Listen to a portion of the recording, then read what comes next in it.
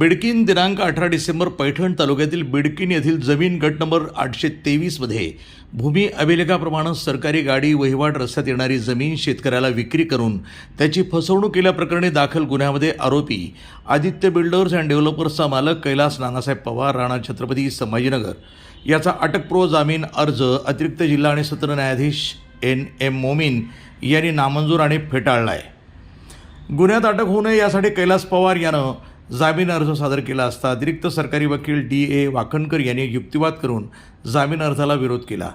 बिडकीन येथील ओमप्रकाश नथुप्रसाद जयस्वाल राहणार बिडकीन तालुका पैठण यांनी दिलेल्या फिर्यादीनुसार आदित्य बिल्डर्स अँड डेव्हलपर्सचा मालक कैलास पवार हे ओळखीचे आहेत। 2012 मध्ये कैलास पवार यांनी सांगितलं की बिडकीन येथील गट क्रमांक 823 श्रद्धानगर येथील NA 44 प्लॉटिंग पाडलेली असून तुम्ही धंद्यासाठी रोडलगतचे 4-5 प्लॉट घेऊन टाका।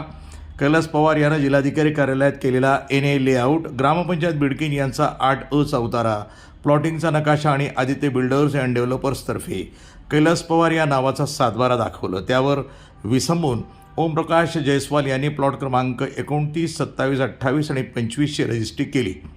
मात्र यानंतर जयस्वाल यांना पैठणच्या तहसीलदारांनी नोटीस पाठवली की सदर प्लॉट हे भूमी अभिलेखप्रमाणे सरकारी गाडी वहिवाटीच्या रस्त्यावर असून हा रस्ता मोकळा करायचा आहे। यावरून कैलास पवार यांना आपली फसवणूक झाल्याचं लक्षात घेऊन जयस्वाल यांनी बिडकीन पोलीस ठाण्यामध्ये 420, 467, 468, 471, 504 प्रमाणे पवार विरोधामध्ये गुन्हा दाखल केला। पवार यानं न्यायालयामध्ये अटकपूर्व जामीन अर्ज दाखल केला असता न्यायालयानं तो फेटाळला।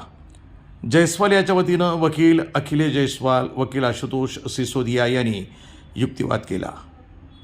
मी आपल्या समोर अलीम शेख, तुम्ही बघू शकता ही जी प्लॉटिंग आहे त्या ठिकाणी कैलास नानासाहेब पवार यांनी ही प्लॉटिंग बनवली होती। त्या ठिकाणी शासकीय रस्ता हा प्लॉटिंग बनवून विकण्यात आला होता। त्या ठिकाणी ओमप्रकाश जयस्वाल यांना त्यांची फसवणूक झालेली आहे। ते तो रस्ता हा प्लॉटिंग बनवून त्या ठिकाणी त्यांना अवैधरित्यापणे विकण्यात आला होता। त्या ठिकाणी त्यांच्यावर 420 सह अन्य गुन्ह्यांसह गुन्हा दाखल करण्यात आला होता। मात्र 2 ते 3 दिवस झाले जिल्हा सत्र न्यायालयाने ते जामीन त्यांचा फेटाळलेला आहे। कैलास नानासाहेब पवार यांचा जामीन जिल्हा सत्र न्यायालयाने फेटाळलेला आहे। मात्र त्यांना एक मोठं यश मिळालेलं आहे।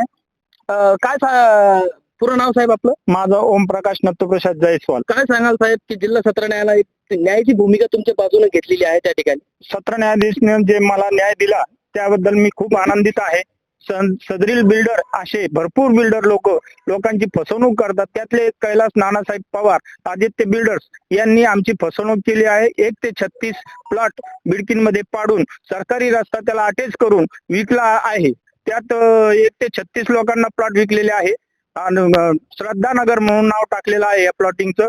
आणि कैलास नानासाहेब पवार याच्यावर असे 25 गुन्हे दाखल आहे।